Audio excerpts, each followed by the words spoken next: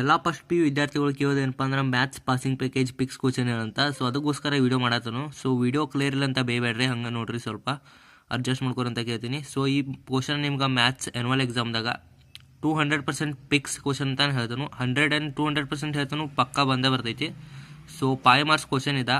ಯಾವುದಪ್ಪ ಅಂದ್ರೆ ಅದು ಲಿಮಿಟ್ಸ್ ಆ್ಯಂಡ್ ಡೆರಿವೇಟಿವ್ ಥೆರಮ. ಭಾಳ ದೊಡ್ಡದೇನಿಲ್ಲ ಥೆರಮ. ನಿಮಗೆ ಇದನ್ನು ಅರ್ಥ ಮಾಡೋಕ್ಕಾಗಲಿಲ್ಲ ಅಂದರೂ ಬಯಟ್ ಹಾಕೊಂಡಾದ್ರೂ ಹೋಗಿ ಬರೀರಿ. ನಾನು ಪಾಸ್ ಆಗಬೇಕು ಫಸ್ಟ್ ಪಿ ಯು ಸೈನ್ಸ್ ಅನ್ನೋರ. ಸೊ ನೋಡ್ಬೋದು ನೀವು, ಈ ಥೆರಮ್ ಇಷ್ಟ ಐತಿ. ನಾ ಇದ್ರಾಗ ಅಷ್ಟೊಂದು ಎಕ್ಸ್ಪ್ಲೇನ್ ಮಾಡೋದಿಲ್ಲ, ಸ್ವಲ್ಪ ಎಕ್ಸ್ಪ್ಲೇನ್ ಮಾಡ್ತೀನಿ ವೀಡಿಯೋದಾಗ. ಸೊ ನಿಮ್ಗೆ ನಾನು ವೀಡಿಯೋದಾಗ ಏನು ಅರ್ಥ ಆಗಲಿಲ್ಲ ಅಂದರೂ ನೀವು ಬೇರೆದವರು ಯೂಟ್ಯೂಬರ್ಸ್ನಾಗ ವೀಡಿಯೋ ನೋಡ್ಕೋಬೋದು. ಭಾಳ ಜನ ತುಂಬ ಚೆನ್ನಾಗಿ ವೀಡಿಯೋ ಮಾಡಿದಾರೆ ಅಂತಲೇ ಹೇಳ್ಬೋದು. ನಾ ಸುಮ್ಮ ತೋರ್ಸತ್ತನು. ಪಿಕ್ಸ್ ಕ್ವಶನ್ ಇದೆ. ಇದು ಮಾತ್ರ ನಿಮ್ಮ ಕ್ವಶನ್ ಪರ್ದಾಗ ಇದ್ದೇ ಇರ್ತೈತಿ. 48 ಅಥವಾ 49 ಕ್ವಶನ್ನಾಗ ಇರ್ತೈತಿ. Prove that geometrically limits sin x / x = 1 ಅಂತ ಬಂದ ಕ್ವಶನ್ ಇರ್ತದೆ. ಆ ಕ್ವಶನ್ಗೆ ನೀವು ಇಷ್ಟು ಆನ್ಸರ್ ಮಾಡಿದ್ರೆ ಸಾಕು.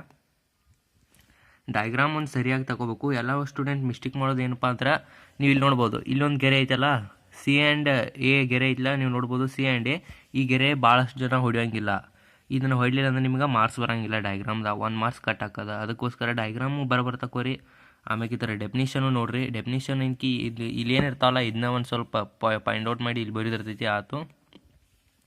ಥೆರಮ್ ಮಾತ್ರ ಈಸಿ ಐತಿ. ನಿಮ್ಗೆ ಇದನ್ನು ತಿಳ್ಕೊಳಕ್ಕಾಗ್ಲಿಕ್ಕಂದ್ರೆ ಒಂದು 10-20 ಸರ್ತಿ ಬಿಡಿಸಂದ್ರೆ ನಿಮಗೆ ಬಯಟ್ ಹಾಕೈತೆ ಅಂತ ಹೇಳ್ಬೋದು. ಬಯಟ್ ಹಾಕಿಯಾದ್ರೂ ಬರೀಬೇಕು. ನೀವು ಪಾಸ್ ಆಗ್ಬೇಕಂದ್ರೆ ಮಾಡಲೇಬೇಕಾಗುತ್ತೆ. ಸೊ ಲಾಸ್ಟ್ ಬೆಂಚ್ ಸ್ಟೂಡೆಂಟ್ ಇದನ್ನು ಪಕ್ಕಾ ಮಾಡ್ಕೋರಿ. ಯಾಕಪ್ಪ ಅಂದ್ರೆ ನಾನು ಲಾಸ್ಟ್ ಬೆಂಚ್ ಸ್ಟೂಡೆಂಟ್, ಅದಕ್ಕೋಸ್ಕರ ಹೇಳೋದನು. ಇಂಥ ಇನ್ನಷ್ಟು ಬೇರೆ ಸಬ್ಜೆಕ್ಟ್ ಯಾವಾರ ಬೇಕಾದರೂ ಕಮೆಂಟ್ ಮಾಡಿರಿ, ಆ ವಿಡಿಯೋನ ಮಾಡಿ ತಿಳಿಸ್ತಾನು.